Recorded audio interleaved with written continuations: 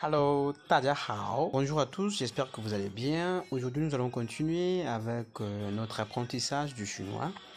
Aujourd'hui, je vous propose de nouvelles expressions. Aujourd'hui, on va voir comment dire avoir faim en chinois. Comment dire je suis rassasié, j'ai soif, je suis fatigué et consort. Alors, sans plus tarder, on va voir notre première expression. Avoir faim. Comment dire j'ai faim en chinois? J'ai faim en chinois, c'est wa là. Voilà. En fait, en chinois, quand on exprime un besoin comme ça, on utilise souvent le prénom personnel sujet peut être je, tu, il ou elle, nous, il ou elle. Et puis à côté, on met l'adjectif. En chinois, l'adjectif peut jouer aussi le rôle d'un verbe.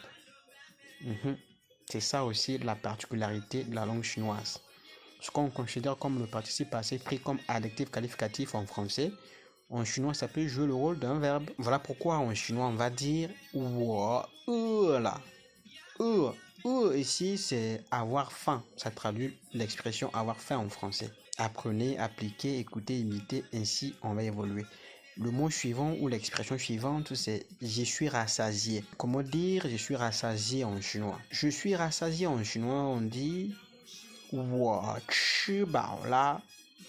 我吃饱了。吃, c'est le verbe manger. Bao veut dire remplir, remplir ce qui est bien rempli. Ça veut dire que le ventre est bien rempli.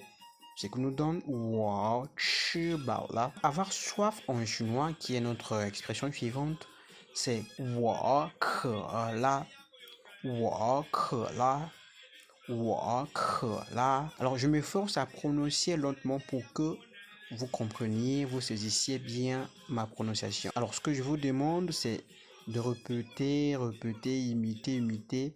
Mettez la pause comme d'habitude. Apprenez, répétez, imitez, mettez la pause.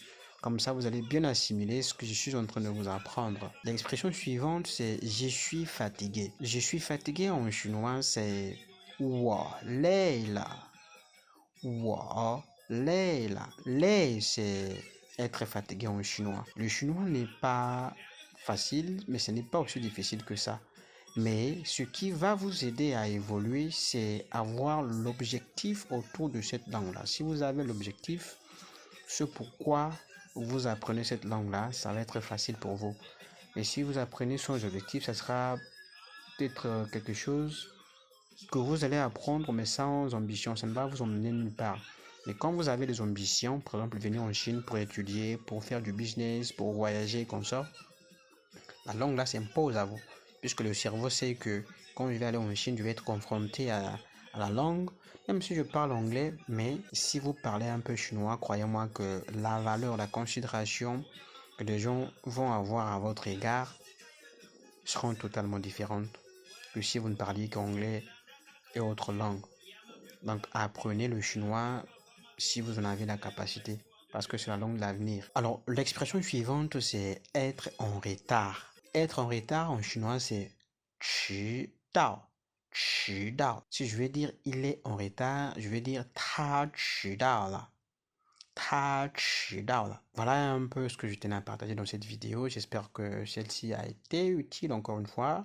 Si c'est le cas, faites-le moi savoir à travers un commentaire, un like et pourquoi pas un partage aussi. Si vous avez des gens à qui la langue chinoise aussi est importante, vous pouvez aussi les inviter ici pour qu'ils viennent apprendre d'eux-mêmes. D'ici, portez-vous bien, on se dit 再见,再见.